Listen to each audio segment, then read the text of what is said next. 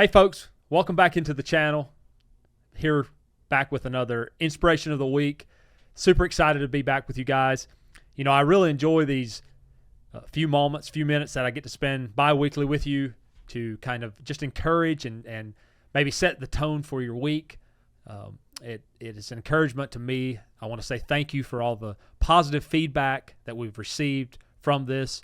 You know, I want to give God all the honor and glory for it, and I just want to be a vessel used by Him and continue to put good content out that inspires people to keep going, keep fighting. You know, last week we shared on a story from the Bible. As you know, I'm a big man of faith. I believe in Christ and what He's done in my life.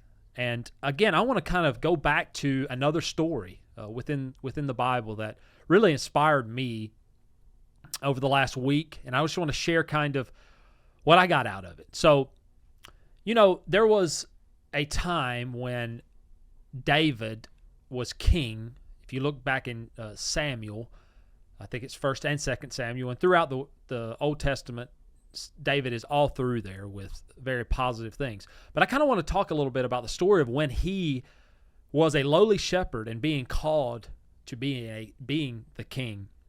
And so, you know, back in those days, there was a lot of times a prophet would be called by God to appoint the next king. And so, as we know, Samuel was appointed to find a king. And so he went to the near town there and was following what he felt like where God wanted him to go. And, you know, he came upon this family.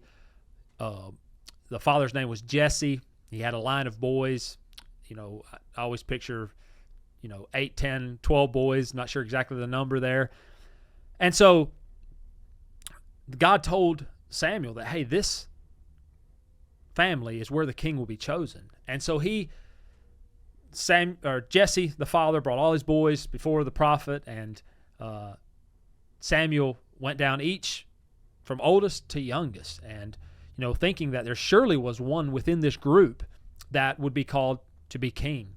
And long story short, he went down the whole list, and God said, no, it's none of these. And so Samuel asked Jesse, he said, is this all your boys? And Jesse was like, no, I actually have my youngest is, in the field taking care of the sheep. He's the shepherd. He watches over the sheep. I picture them as a farmer, and, Jesse was thinking, he's young. He's just a shepherd. He's not really that important. Well, sure enough, that's who God called, and his name was David. And if you're a believer, you know throughout the Word, David was just an inspiration to so many, even to this day, throughout Psalms, there's so many places where, his input really, really made a difference in people's lives. And so today I want to kind of look at this. David was just a small little shepherd. In his mind, was he ever going to be anything but that? He was kind of an underdog. Maybe in your life, wherever you're facing today, maybe you feel like an underdog. Maybe you feel like, you're being overlooked in your job or whatever that is. And, you may be on the verge of giving up, on the verge of saying, this ain't worth it. It'll never happen. My dreams will never come true. The fact is, though, you may be just so close to achieving what your dream is. So close. Just like David, he never thought, I would say, that he would be king, over Israel. But, if you study the story of David, even as a shepherd, he gave everything he had. So in your job or in your life, wherever you're at, you will get noticed if you give it your all. Be prepared. Continue to prepare yourself for when that door opens, because there's a good chance it'll happen. I know of so many people that felt like they were just at the verge of giving up on their dream, giving up on what they were trying to achieve, and that because they stuck with it, because they persevered through it, the door opened right at the last moment when they were about to give up. And today, they made a lasting impact in this world.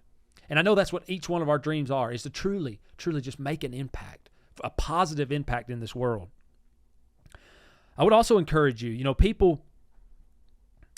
David didn't right away become this big famous king. There were struggles throughout David's life. And so embrace the journey. Embrace the journey that you're on to achieving your dreams. A lot of people view struggles as things that will, it's a sign to give up. But the truth is, it's not.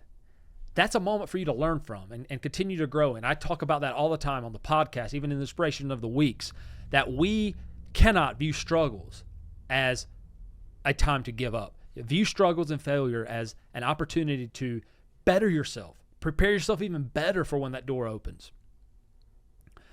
David, he had faith that he was chosen for something greater. Do you have faith that you are chosen for something greater? Do you ask God to help you be in his will and line up with his will? Because let me tell you something. You have a God that cares about you so, so much. And he does know that you will make a big impact. So I want to also encourage you that maybe in the moment you are in today, you may need to be making an impact right where you are. You may feel like it's so small. But the truth is, there's so many times them small moments affect someone's life in such a positive way. So make sure that, as you're working toward your dreams, that you don't be blinded by the journey and the people that you can help along the way to get while you're trying to achieve what you're trying to achieve. So my encouragement for you, is to, even if you feel like giving up, don't.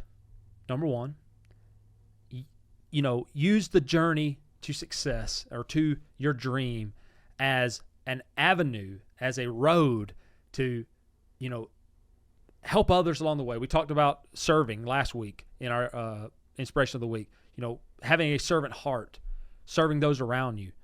Do that. Make sure that you're, because then you can enjoy the journey to your dream. And that's the key, is we all want to enjoy life and where we are. And if we focus on what we don't have, guys, you're going to really quickly learn that life gets hard, life gets boring, becomes a real struggle. But if we embrace where we are, that's when you truly find fulfillment in what you're doing. And I think most people, when they reach that point, is when the doors start to open.